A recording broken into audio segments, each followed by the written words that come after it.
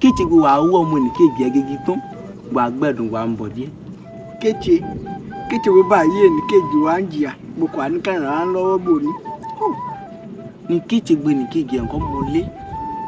Gbo na ko nbi e so si wa ke yogun ne fu. Kéche bo ba yi ni keje wa nchere bo ani ka ise ko ale wa ni ka pande. Kéche gbo no wa be ni. Láǹkùn Igbo ya lé lọ tó lọ sọ kan dáǹkùn fò àwọn bọ́ sùn fẹ́ tún nà kó pé nà kan wá ìdí ẹ̀ ló túbúlẹ̀ kátà. Kéche bo láǹgò Igbo no njia ẹ̀ kò yí àmọ́ láǹgò do lóòótọ́ ẹ̀ kó kúgbe ní tògbó. Kéche gba ìgbà bẹ́ẹ̀ ń jà èyí Kéche gbo nà wà bẹ́ oúnjẹ lákòdè lápòlápò nùnà kó ti ń bínú ẹ̀ nílé kéègbò nǹkan gàgú lónìí èmi kò gàgú náà èmi kò dín tu tèmi lẹ̀ náà mo ní tí ń tu ẹ̀ Kéche ní kó bínú ẹ̀ nǹkan pẹ́.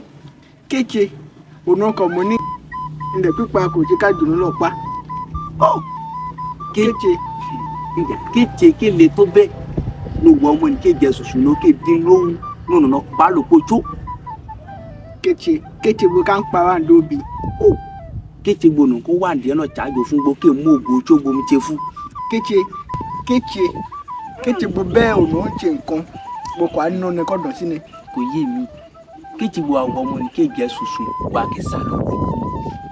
Kéche bo wà ní oyè àyà ẹni kéje bo wà kí gbà. Ayé lè pẹ̀jà yìí Kéche bo àbí ọ̀pọ̀ ẹni kéje ẹni kan gbé ọkọ̀ sùn wà bàbá bẹ́ẹ̀ wà kí bẹ́ẹ̀ náà wà tán sí ní kan gbé ọkọ̀ gbóná.